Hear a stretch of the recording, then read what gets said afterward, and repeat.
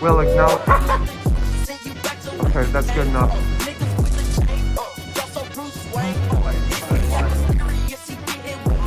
Just acknowledge. There you go.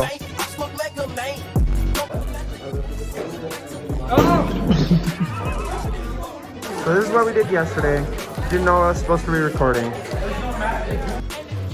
is what we have so far. I don't know. Maybe it might have more. Maybe not. Who knows? I've been setting up diligently. Look at how amazing that looks. He's been doing nothing. He has no idea what he's doing. It's okay. I'm sorry.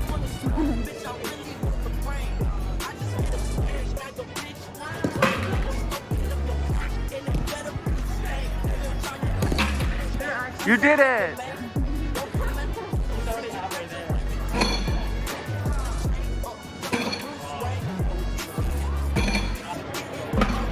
Woo.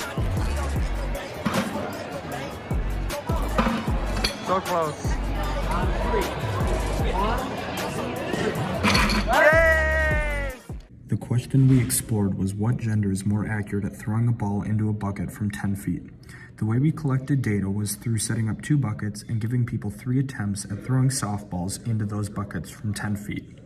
We then recorded the shots made individually for males and females. A few possible problems with our experiment is that the bucket would sometimes slightly move after each throw. People would also lean over the line more than some others while throwing. There may have also been a bias with who chose to come play our game, possibly those who with more athletic ability. 42 males and 45 females participated in our experiment. The males had 126 throws with 44 made, resulting in a p-hat value of 0.3492. The females had 135 throws with 25 made, resulting in a p-hat value of 0.1852. As for patterns in the graph, no girls made 3 shots and most made none. For males in the graph, they averaged in all categories except for 3. They're about the same in 0 shots made, 1 shot made, and 2 shots made.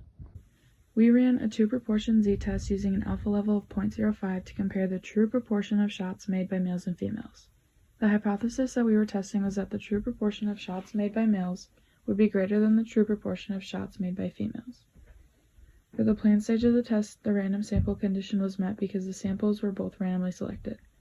126 random males were selected as well as 135 females to make up both of our sample sizes. The normality condition was met using PC, which is calculated using x1 plus x2 divided by n1 plus n2 and the sample sizes. All calculated values were greater than 10, so therefore the sample is approximately normal. For the independence condition, we assumed that the 126 shots from males and the 135 shots from females were less than 10% of shots thrown by all males and females. For our calculation step, we got a z-score of 3.0026, a p-value of 0.0013, and we shaded our graph greater than. In conclusion, our p-value is equal to 3.0026, which is less than the alpha level equal to 0.05. We reject our HL. There is sufficient evidence to conclude the true proportion of shots made by males from 10 feet is greater than the true proportion of shots made by females from 10 feet. Overall, males are more accurate than females.